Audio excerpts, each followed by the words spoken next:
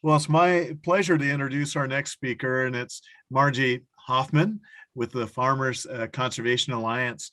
And Margie, let's make sure that everything's working well for you. Looks like it might be. Are you in control there? And you want to move up and A down your little bit. I slide? went too fast. We'll let you get back to your title slide. I'll give control back to you there. And it's so great to have you come and visit with us about the watershed projects and programs within the Northwest USA. We hope you haven't been battered too much with the Pineapple Express weather that we had come through our great Pacific Northwest. A lot of flooding, a lot of mess. So I trust you're okay. Yes, Yeah. thank you. Okay. And Margie, are you at your right slide and you've got control? Fire Thank away. you so much. I just want to thank you, Ray, for all of the back end work that you do to make this go so seamlessly. And I especially want to thank Dan Siebert for your leadership at the coalition and for your partnership. It's been really wonderful to get to know you over the last couple of years, and we really love working with you and learning about how different people use the program. My name is Margi Hoffman. I'm the Strategic Operations Director of the Farmers Conservation Alliance. We're a 501c3 nonprofit based in Oregon, but we work in the 18 Western Bureau of Reclamation states. And what we do is we partner with irrigation water delivery providers, mostly irrigation districts, some joint boards of control, some ditch improvement companies, but mostly work on main stem irrigation district infrastructure to keep the water flowing for food, farms, and fish. Oh wait, I went backwards. Wouldn't be the last presentation of the day if we didn't go backwards. So this slide just is to talk about a lot of the expertise that we have on staff. I don't know what's happening here. Okay. So at FCA, we have a number of different types of, we have interdisciplinary teams that work with our different districts. So we have engineers, we have GIS specialists, we work with hydrologists, we have cultural resources, compliance specialists, watershed planning, NEPA experts and writers, and different people like myself who focus on how do we finance and permit irrigation modernization projects across multiple different federal agencies and state agencies as well. So predominantly, I would say, I echo a lot of what has already been said here today. This work would not be possible. Modernizing these systems would not be possible without collaborative partnerships, be that with the NGO community. We work a lot with Trout Unlimited or Ducks Unlimited or different entities like that who are searching for conservation outcomes through irrigation modernization projects. We work a lot with the Bureau of Reclamation, organizations like Energy Trust of Oregon, but by and large, the best partnership that we have, not just here in Oregon, but throughout the West, is with the Natural Resources Conservation Service. In the Pacific Northwest or across the Western United States, a lot of the issues that we're dealing with have to do with water conservation or water quality. We have about 1 million diversions in the Western United States, and 80% of the surface water in the West moves through irrigation districts, many of which were constructed over 100 years ago. And so when it comes to looking at how we transform the Western United States to be sustainable for the next 100 years, and to provide both water security for farmers and ranchers and the patrons that the districts serve, as well as to enhance environmental or conservation benefits, modernizing this main stem irrigation district infrastructure is such a critical piece of the puzzle. There are certainly on-farm and other things like that, that stream restoration and things like that that need to happen as well. But there's a huge potential to maximize the benefits through irrigation modernization. Why PL-566 is a very unique program that Congress started reappropriating funding to this program in 2017. We took notice. So there are a lot of programs through the Bureau of Reclamation or the Environmental Protection Agency, but a lot of those programs, like the Bureau of Reclamation programs, mostly just serve the Bureau districts. They often are reimbursable funds or long-term loans, and the same with the Clean Water State Revolving Loan Fund through the Environmental Protection Agency. PL-566 offers, not only a very aggressive 75%, 25% federal cost share to non-federal cost share. It also enables us to go up to $25 million for in the federal share through an environmental assessment. And so for projects, we find projects that are like $0 to $1 million are a great fit for EQIP. Projects that are 1 million to 5 to 7 to $10 million, if you're in a critical conservation area, are really good fits for the Regional Conservation Partnership Program. But these larger projects are really, really good fits for the agricultural water management section of PL-566. And so you'll hear me talk, everybody says like, I talk about this till I'm blue in the face. I cannot understate the critical role that this particular program plays in terms of reconstructing a West that will be sustainable from a water perspective for the next 100 years. So some of the programmatic challenges, so there's a slide missing from this presentation, because before I go into some of the challenges that we see or ways that we could work together to improve the program, I do have a big list, like NRCS, particularly under the leadership of Jimmy Bramblett and people like Kevin Farmer, have undergone a number of different reforms and streamlining pieces that have locked into place. And we're seeing the benefits of that in terms of increasing the overall efficiency of the program for sponsoring local organizations. So for example, we have seen the National Watershed Management Center review periods decline significantly, sometimes from 6 months to now like right around 2 months. And so that's created a lot of efficiencies in terms of keeping the watershed plans moving forward. Also things like re-looking at the programmatic review and timing that programmatic review from headquarters before the document goes out for public comment, so that headquarters has the opportunity to weigh in before that last public comment period. Things like that have significantly increased the efficiency of the program and just make really good logical sense. So I did want to call out a huge thank you to the team across the country, really, but also under the leadership of Jimmy and people like Jimmy and Kevin, who are really leading that from headquarters. Thank you for all of the standardization, like the preliminary investigative findings report is another one, creating that standardization and that transparency in terms of what is necessary for the agency to be able to make a determination about whether or not this is a good fit for a project. We're seeing the benefits of that across the 5 different states that we're currently working in. So thank you for that work. Here, some of the programmatic challenges that we come across are just NRCS staff capacity. We talk about that. There's a team of probably 20 of us at FCA that are working in really close partnership with NRCS Oregon in particular, and that has helped us operationalize a whole body of work across the state and accelerate that work. We anticipate, or we expect the need in Oregon alone to be right around $2.5 billion. And so in order to actually get all of those watershed plans written and operationalized, it takes a huge team of people to do that. And so that partnership has been absolutely critical in accelerating that work and creating efficiencies. And then I think familiarity with the program, there's a lot of local staff who are still learning, this program is back and it is relatively new. And so understanding the role on the local level of when should they be telling somebody to pursue an EQIP or an RCPP versus when should they be suggesting that somebody look at whether or not the watershed plan is a good fit. I do think, the handbook and the manual are pretty complex, pretty big documents. So again, there's been a lot of forward motion in terms of streamlining that, making it more clear, more transparent, marrying those documents together.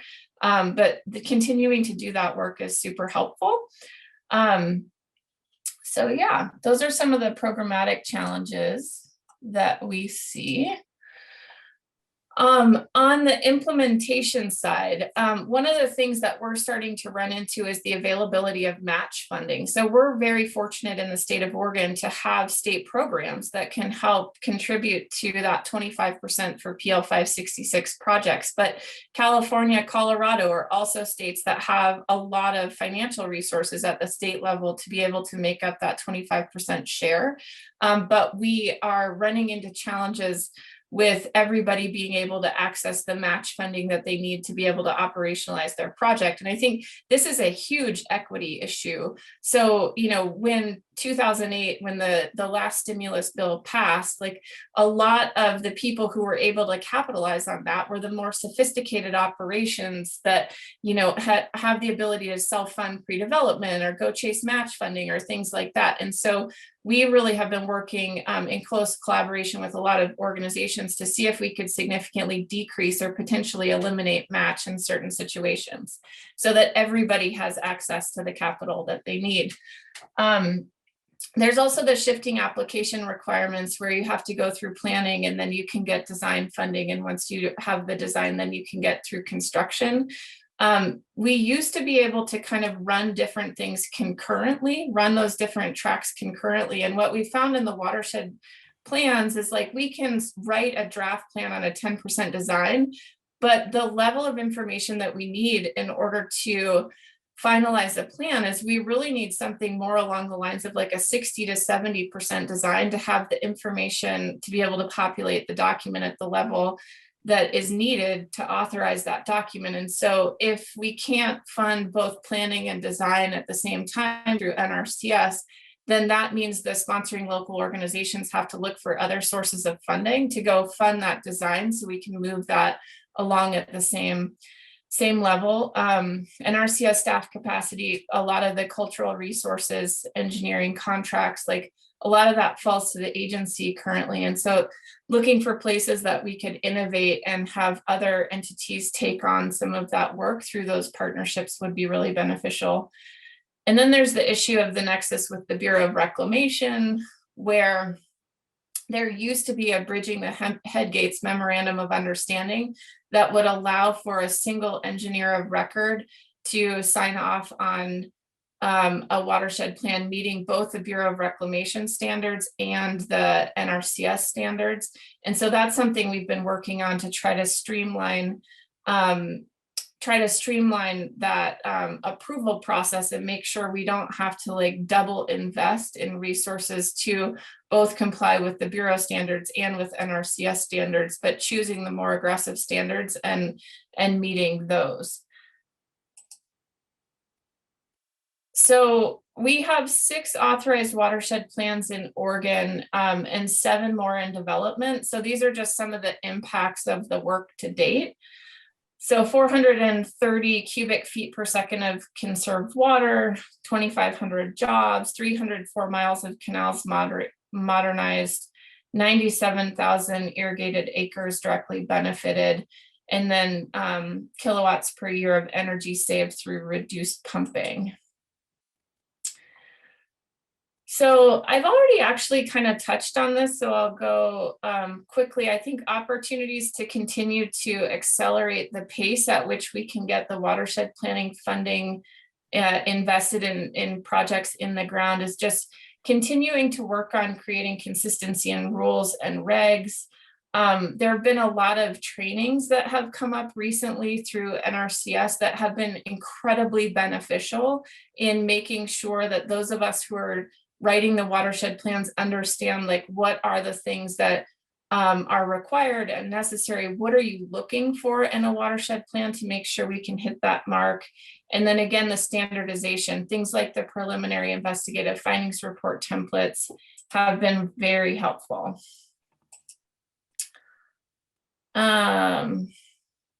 Outstanding, Margie. And then, yeah, Ray, I'll turn it over to you. One thing you might do is one of our individuals mentioned that there are scattered program manuals that conflict and not consistent in some cases. You may have bumped into that. If you want to speak to that while I queue up the video. and then the economic analysis by NRCS approved individual team, where we've got some aging going on there, and perhaps some of those seasoned veterans are having to turn it over to the younger folks and whatnot. So you've been around some of this, right? And so if you want to comment on that, and I'll cue up the video. Yeah, so thank you. Those are really good questions. And I think, this program is like, we never know what Congress is going to do. So they woke up one day and decided, there were projects that they wanted funding, and started looking through the available projects and decided PL-566 was the answer. And so there were a lot of people who were working in this program. And then like NRCS had to like reshuffle those people. So in Oregon, we only had like one person on staff who'd ever interacted with the program before, and then Mark Thalacker, who benefited as a sponsor. And so that process of like combing through those documents and figuring out like how to create consistency in the rules, I think will help the sponsoring local organizations be able to move more efficiently through the process, because we know what mark we're trying to hit. Like we can hit the mark, we just have to know what the mark is. And so I think instead of having to go through that back and forth on like a case by case basis, I know that people are working, that NRCS is working on redoing that. And I applaud that work. And I think it's really beneficial. In terms of the economic analysis, what we try to do is just meet with people really, really early on in the process to try to explain the projects. What we're doing looks really different than the flood prevention projects. And so we try to explain them really early and why they look the way that they do. Like, what are the soil types? What are the materials that we're using? Why is that important? Why is the sponsor asking for those particular elements of their project? And then, and that's been really beneficial in speeding those review processes as well, so that the first time somebody sees it on their desk isn't the first time that they've heard about the project, and we've had the opportunity to have that dialogue and back and forth. The other thing that's super challenging is like where we have districts that have a lot of water conservation, that's easily quantifiable data. Where we have districts that have less water conservation, but have an enormous water quality benefit, like in the Klamath Basin, for example, hundreds and hundreds of millions of dollars have been invested in this basin to try to fix the basin. And the play there is, or the need there is really around water quality, but we bump up against the cost benefit ratio that we have to say. So we have to like go through the waiver process and get a waiver. And so I think those are some of the challenges, or around like ecosystem services. It's really valuable to have ecosystem services as part of your plan, but it's really hard to create an economic value for the ecosystem services that the project is providing. And so those are some of the challenges that we have been faced with related to the economic analysis portion of the plans. Excellent. Thanks so much, Margi. And are you ready to try this video out? I hope it's just going to work. So the one thing I want to say before I show this video is the reason why I'm showing this video. So this video was cut this year, and Mark Thalacker, who's the district manager that's featured in this video, used a significant amount of PL-566 funding to fully modernize his system. So this is exactly what we're trying to replicate and scale throughout the Western United States. And I'll let Mark speak to what this program has meant for his district. All right, here we go.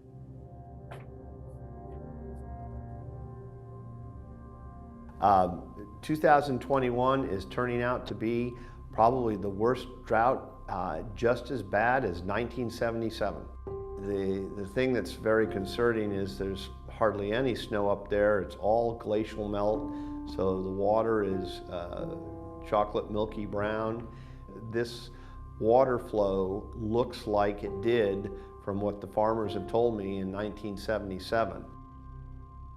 So 1977 was our worst drought year ever. We lost, the glacier completely melted out by the end of the summer. We delivered 10% water season long, and we dried up the stream for the whole summer. Here we are, in 2021, we're almost 100% modernized. Currently, right now, we're delivering 40% water on farm because we've piped 60 of the 65 miles. As a result, the modernization has allowed us to be able to stretch that short supply of water and still give the farmers something that they can actually work with. And in addition to that, we're leaving 25 CFS in stream for fish, whereas in 1977, we just dried the stream up from May till October. It's so bad throughout the region, throughout the 17 western states. I really am concerned right now. But irrigation modernization is one of the greatest agricultural, environmental, and local energy development opportunities in the western United States.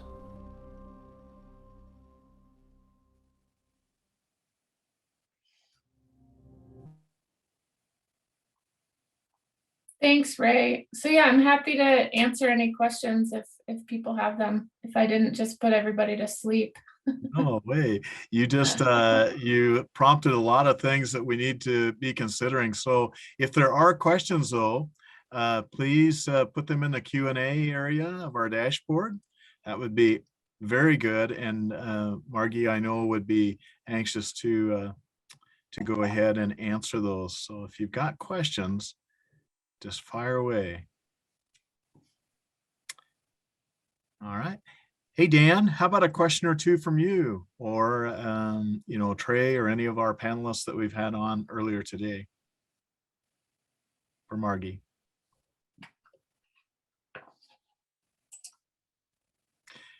Hi, Margi. I don't think I have a question as much as I want to commend you all for how you're using the program, and you were very complimentary at the beginning of your presentation about working with NWC, and it's been our pleasure as well.